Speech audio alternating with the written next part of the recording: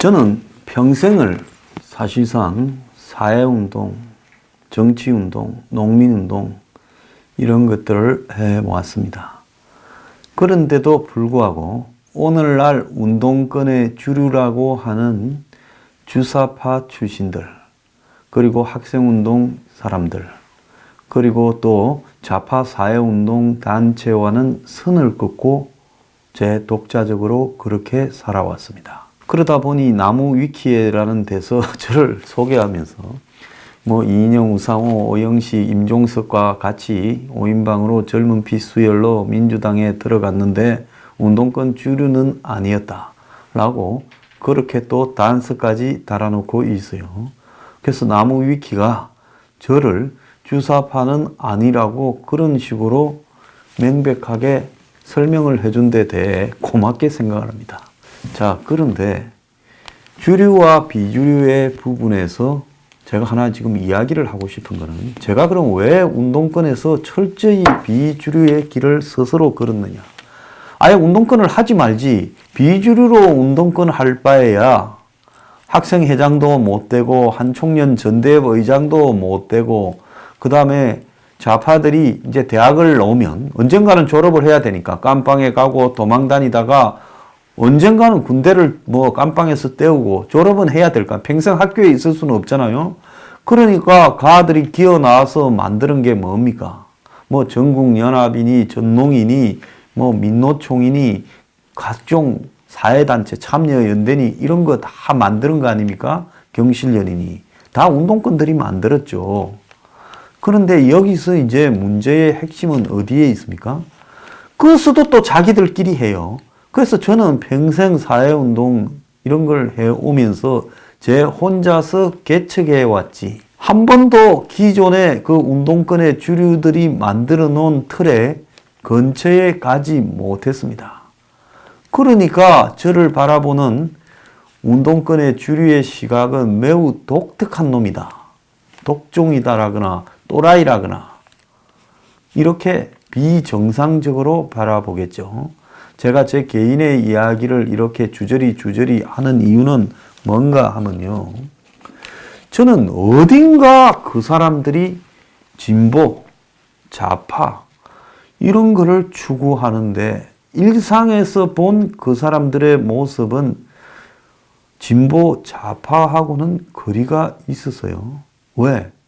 술을 먹거나 이러면 굉장히 권위주의적이었고, 또 학습이라고 하면서 언더스클 학습이니 운동권 조직을 끌어가는 걸 보면 마치 군사 조직이나 과거에 자기들이 무슨 만주에서 독립운동, 만주 독립운동 하는 거 본 사람이 거의 없겠지만은 그런 사람처럼 생각을 하면서 좀 자기들 딴에는 비중이 높다라는 사람을 신격화시키는 부분을 많이 목격했습니다. 제가 학교 다닐 때 동문이나 이런 데서도 신격화되는 운동권의 스타들이 나중에 세월이 흘러가면서 얼마나 지질해지는가를 잘 목격을 했어요. 그러니까 임종석이나 이인영이나 우상호나 오영식처럼 출세한 운동권은 소수고 다수는 찌질해진 사람들이 많지요. 자, 그래서 여성들을 대하는 문화, 음주 문화, 또 더 나아가서 폭력성, 그리고 질문을 하지 말라는 권위주의, 문재인에 질문하지 마라, 청와대에 묻지 마라, 답할 필요가 없다라는 저런 행태는 제가 생각할 때는 운동권 서클에서부터 차곡차곡 쌓여서 운동권 조직의 아주 상투화된 행태에서 그것이 진화된 부분이라고 봅니다. 지난 주말에 제가 대충 봤던 에어리언을 다 봤습니다. 2편, 3편, 4편요. 2편은 지난번에 EBS 사길래 봤고 주말에 3편, 4편을 봤는데요. 거기도 보니까 편이 진화될수록 에어리언이 모양이 좀 세련됐습니다. 옛날에는 사람이 들어가가지고 덮어 쓰고 하다가 3편부터는 이제는 컴퓨터 그래픽으로, 그러니까 1편은 70년대 나왔고 2편은 80년대 나왔고 3편은 90년대, 4편도 90년대 말에 나왔습니다. 그러니까 90년대부터는 이제 컴퓨터 그래픽이 돼 가지고 나오는데 3편은 그래도 컴퓨터 그래픽 초창기라 가지고 CG가 조잡해서 컴컴하고 어둡게 끝날 때까지 온통 화면이 컴컴하고 어두워요. 짜증날 정도로. 그런데 이제 4편에 대해 가지고는 컴퓨터 그래픽이 훨씬 발달해서 좀 밝은 장면에서도 온갖 형태의 에이리언 변종들이 다 등장을 했습니다. 자, 이 이야기를 하는 것은 지금 이 386 주사파 운동권들의 변종이 그때 그들이 가졌던 교만하고 독선적이고 그리고 권위주의적이고 폭력적이고 여성을 존중하기보다는 여성을 억압하고 운동권 내에서 여학생들이 그때 한마디로 밤의 시중의 대상처럼 되어가는 걸 저도 많이 목격한 사람입니다. 학교에 좀 이부장한 운동권 언저리에 머무는 유명한 애들은 다 사연이 많았죠. 자, 여기서 분명히 하고 싶은 이야기는 말만 전두환 시대가 파쇼 시대였다. 파시즘 시대였다. 그것을 깨부수자라고 운동을 했습니다. 이제 그들이 여러 과정을 거쳐서 이제 집권의 핵심에 다 늘어앉았습니다. 그런데 그들이 하는 행태가 지금 똑같이 파쇼라는 거예요. 저는 그래서 20대 때도 파쇼 척결을 외치다가 이제 50대가 됐는데 중반인데 또 파쇼 척결을 외치던 사람들을 향해서 외치고 있다라는 이 아이러니가 내 평생에 팔자가 더러워서 그래서 20대에 하던 파쇼 척결을 50대 돼서도 하구나 하는 이 자조가 들었습니다. 지금 그때 당시에 운동권들이 하던 하나의 특징이 있었습니다. 뭐냐면 굉장히 이 교란, 태틱이라고 이야기를 했습니다. 교란을 하는 기술이 뛰어났다는 거예요. 그래서 집회를 한번 거리에 시위를 하러 갈 때도 몇 사람이 이제 남녀 간에 짝을 지어서 데이트하는 사람처럼 해서 뭐 지대나 의대나 미대나 음대나 이런 데에서 운동권에 좀 호기심이 있는 여학생들을 한 명씩 팔짱을 끼거나 남녀 데이트족인 것처럼 해서 가면서 그 사람들 가방에는 화염병이나 또 유인물, 이 시기구를 넣어서 가도록 해서 경찰의 길거리 검문을 통과하도록 그렇게 작전을 짜고 또 한 두세 명은 운동권에서 이천민에 속하는 그렇지만 의식만 높은 자기가 도구라는 걸 이해하지도 못하는 사람들은 저 광화문 한복판이나 이런 데서 갑자기 차를 막고 도로 중심으로 나가서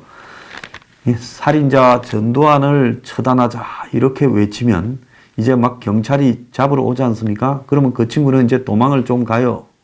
그러면서 경찰이 거기에 다 쏠렸을 때 이제 그 거리 바로 뒷길에서 이제 준비해 나갔던 이 시위 도구를 꺼내고 유인물을 뿌리고 화염병을 던지면서 이제 겁먹고 있는 데모에 나간 일반 학생들이 그 시위에 참석해서 세력들이 200~300명이라도 되도록 시간을 끄는 겁니다. 그러면 앞에 전두환을 처단하자 하고 갔던 애들은 100% 잡혀가지고 끌려가서 죽도록 얻어맞고 뭐 잘하면 경찰에서 한 10일 만에 풀려나거나 아니면 재판에 회부되어서 구속되어 빵을 사는 일들이 있었습니다. 이런 식으로 작전을 짜는 거예요. 희생양, 그 다음에 운반 도구, 그리고 또 끝나고 나면 경찰이 이제 수사를 하잖아요. 누가 이걸 꾸몄냐. 그러면 또 자청해서 깜빵에 가는 사람, 이 사람을 부르라. 이래서 A한테 다 떠넘겨서. 그런 식으로 해서 실제 이런 일들을 꾸미는 핵심들은 언더서클 안에서도 이너서클로서 항상 살아남았지요. 그래서 그들은 허구헌날 그런 고민들을 했습니다. 뭐 미 문화원을 점거할 때는, 미국 대사관 앞에 가서 뭘 할 때는, 뭐 민정 당사를 점령할 때는 어떻게 하느냐, 교란 작전을 다 썼어요. 그 머리들이 지금까지 와가지고 이제 어떻게 된 겁니까? 정치 공학적 기술로 발전을 해서, 그때 전두환에게 치명타를 가하는 방법은 뭘 해야 되는가? 그래서 기습적으로 대자보를 붙이고 도심 한복판에서 시위를 하고 특정 건물을 점령하고 특정 정치인에게 망신을 주고 민정 당사에 어디에 불을 태우고 뭐 이런 것들을 쭉 하던 행태를 지금 이제 머리를 자기들이 집권하는 입장에서, 한마디로 권력을 가지고 있는 입장에서 이 권력을 어떻게 유지해 가야 되겠는가로 집중해서 머리를 쓰고 있다는 겁니다. 그러니까 20대부터 거짓을 해서 또 30대, 40대 사회단체 운동인이 뭐니 할 때도 허구헌날 그런 짓거리를 했죠.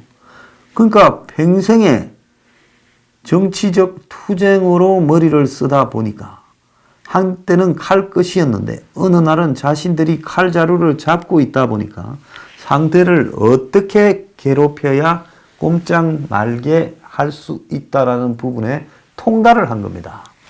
그런 조국을 민정수석에 갖다 놓고 얼마 전까지 백원우가 민정비서관을 하고 이제 그 밑에 또 박영철이라고 탄압받았던 검사 출신을 때려놓고, 그리고 이인걸이라고 또 검사 출신을 때려놓고, 그리고는 그 밑에 김태우 수사관을 앉혀놨던 겁니다.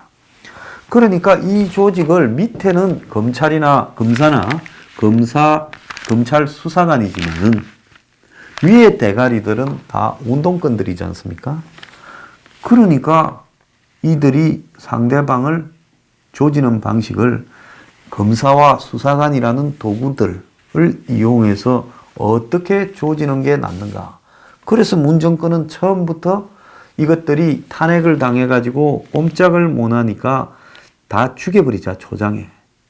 그래서 적폐청산이라는 걸 내걸고 온갖 적폐들을 다 들고 나와서 지금 상대방을 죽이고 있고, 심지어 자기들이 잘못한 의혹이나 비리도 그걸 판결한 판사들을 사법농단이라 몰아버리면서 자기들은 무죄라고 지금 김경수의 경우에 우기고 있는 겁니다. 이 운동권의 지저분한 더러운 머리들을 이제 자신들이 권력자가 되어서 거꾸로 지금 실행을 하고 있다는 겁니다. 자, 그 한 예가요. 국회의원 51명이 정치 생명이 사법부의 손에 달려 있다는 겁니다. 이 사법부는 한마디로 사법농단을 이렇게 청산해야 된다는 기치를 들고 문재인 좌파로 싹 물갈이가 된 사법부입니다. 지난번에 작년 6월 13일 날 지방선거할 때 보궐선거를 무려 11명이나 했죠. 정권 아주 초창기인데도 11명이 날아갔습니다. 그래서 선거회가 저그들이 몇 개 갖고 갔습니까? 국회의원 보궐선거에 10개를 들고 갔습니다. 자, 지금 국회의원 51명이 모가지가 간당간당하고 있습니다. 제가 좀 불러드리겠습니다. 좀 귀찮아도 들으십시오. 1심 이상 재판이 진행 중인 사람은 8명입니다. 이우연 한국당 불법 정치자금 수수, 최경환 한국당 뇌물수수. 자, 이 두 사람은 지금 깜빵에 있습니다. 이완영 불법 정치자금 수수. 자, 1심에서 징역 4개월 집행유예 2년을 선고했고 2심에서 1심과 같은 행량을 구형을 했고 2월 19일 날, 그러니까 오늘 2심이 선고됩니다. 황영철 한국당 정치자금 및 공직선거법 위반, 홍일표 한국당 불법 정치자금 수수, 엄용수 한국당 정치자금법 위반, 이정현 방송법 위반. 이 사람은 1심에서 징역 1년에 집행유예 2년이 선고됐죠. 김재원 한국당 공직선거법 위반, 화이트리스트 적용, 1심에 무죄고 2심이 진행 중에 있습니다. 자, 그리고 앞에 이야기한 것은 1심 이상이고 기소 후에 지금 1심 재판 중인 사람은 심기준 민주당, 야, 이건 돈 받은 비리입니다. 원주 기업에서 3,600만 원 수수, 이규희 민주당, 이것도 45만 원 수수와 지방선거의 공천권 등에 대해서 언급을 해서 그렇습니다. 자, 이현재 한국당, 하남 열병학발전소 입찰 부정청탁, 원유철 한국당, 민원청탁 대가 뇌물수수 공직선거법 위반, 홍문종 한국당, 사학재단 교비 75억 횡령 뇌물수수, 권성동 염동열 한국당, 강원랜드 채용압력 뇌물수수. 그 다음에 검찰 고발 수사 의뢰로 수사 중인 사건입니다. 조경태, 경대수, 박듬은, 안상수 다 4명 다 한국당입니다. 출처 표기 없이 자신의 정책 자료집으로 발간을 했다. 저작권법 위반. 참 큰 죄입니다. 유동수 민주당, 입법 및 정책개발비 지출 후 회수, 사기라는 거죠. 곽대훈 한국당, 의원 보좌관 선후배의 정책 연구 용역 100% 표절, 수사 의뢰입니다. 자, 이은재, 강석진 한국당, 백재현 민주당, 그 다음에 황주홍 평화당, 이 4명은 연구 용역 과정에서 연구 용역비 지급 후에 다시 되돌려 받았다는 것과 보고서 표절입니다. 국회의원이 뭔 보고서 표절이냐? 국회에서 보고서를 갖다가 쓴다고 이렇게 해서 국회에서 지금 국회 비용으로 의원들이 그걸 연구 용역 보고서를 작성한 사람한테 지불해 놓고 실제로는 저거 똘마니를 시켜서 쓰고는 남 이름 빌려가 쓴 것처럼 하고는 되돌려 받고, 그러니까 돈 빼먹으려고 이런 걸 쓰다 보니까 표절을 할 수밖에 없지요. 그리고 곽상도, 권성동, 김한표, 이장우, 전희경 이 한국당이고, 오재세 민주당, 최도자 바른미래당은 한유총 쪼개기, 한국유치원연합회 쪼개기 후원 등으로 정치자금법 및 국가공무원법 위반 혐의입니다. 김진태, 김순례, 이종명은 5.18 망언 관련 명예훼손, 김성태, 김무성, 장재원, 전희경, 주광덕, 함진규는 통일대교 점거로 인한 교통방해, 옛날에 김영철이 올 때 한 부분입니다. 그 외에 이 민주당 윤호중, 김정우, 신창현, 서영교, 김정호, 박범계 등은 조혜주 중앙선관위 위원 백서에서 삭제했다라는 걸로 위계에 의한 공무집행방해로 지금 고발되어 있죠. 그 조혜주 선관위원을 대선 백서에서 빼줬다라는 거고, 김정우는 전 직장인 기획예산처 여성 동료에 대한 성추행 논의 얼마 전에 화제가 됐죠. 서영교는 재판 청탁 등 직권 남용, 김영란법 위반. 자, 지금 다 민주당입니다. 김정호는 공항에서 신분증 제시 거부. 지난번에 김해 지역구 가다가 공항에서 싸웠죠. 자, 그리고 박범계는 불법 자금 수수 방조 조장. 오재세 민주당은 불법 정치 후원금 받고 대체 입법안 발의. 그리고 김현미 민주당은 김태우 관련 폭로로 이렇게 국토부 장관으로 직권 남용이 및 직무유기했다고 이렇게 고발되어 있습니다.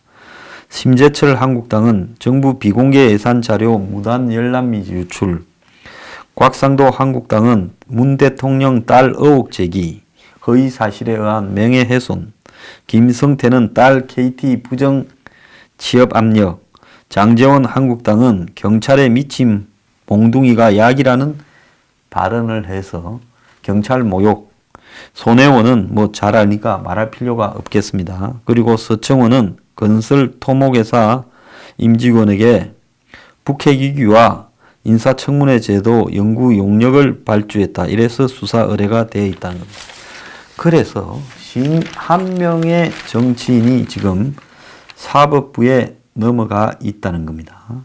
그래서 1심 이상이 진행되고 있는 사람이 총 8명, 그리고 1심 재판이 진행 중인 사람이 7명. 그래서 지금 재판이 어쨌든 들어가 있는 사람이 15명이고 검찰의 고발 수사 의뢰로 수사 중인 사람이 37명이라는 겁니다.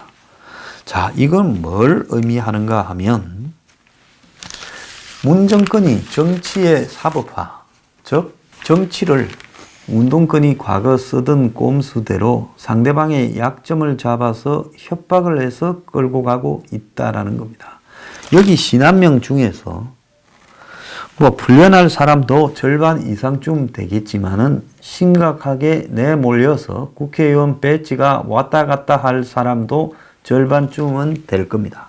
그러면 이 신한명이 말과 행동을 얼마나 눈치를 보면서 조심을 하냐.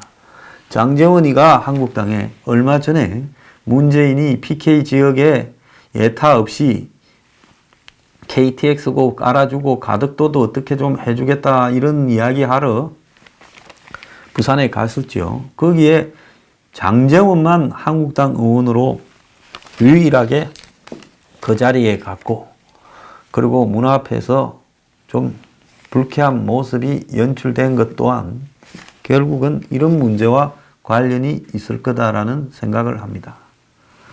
자, 이런 식으로 정치를 더럽게 운영하는 짓거리를 운동권들이 배워서 이제 그들이 칼을 휘두르고 있습니다. 자, 각종 자신을 둘러싼 의혹은 대답하지 않고 깔아뭉개버리고 있습니다. 그러면서 시금방지게 우리를 향해서 그런 것은 묻지 말라는 운동권 권위주의를 지금 펴고 있어요. 오늘 아침에 조선일보에 보면 유건일 고문이 운동권 권위주의라는 말을 하고 있습니다. 현 정부의 외골수 5기는 자신감을 넘어 유아 독전의 경지에 이르르고 있다. 권위주의화하고 있다라는 방증이다. 진보 권력의 자신감이라는 것은 권위주의 정우군이 보인 오만과 편견이다라고 이야기를 했습니다.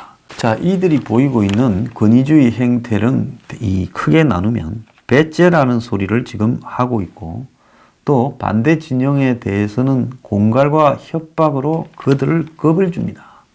그리고 이 공갈과 협박의 도구로 검찰과 경찰이 동원되고 있습니다.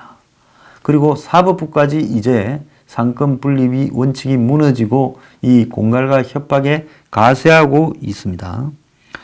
자, 그래서 이 문재인이 이제 민주주의를 넘어서 권위주의로 가고 있고, 이 권위주의를 넘어서게 되면 파시즘으로 가게 됩니다. 이미 문재인은 민주주의를 포기하고 권위주의를 선택했다라는 것이 지금 명확하게 나타나고 있습니다.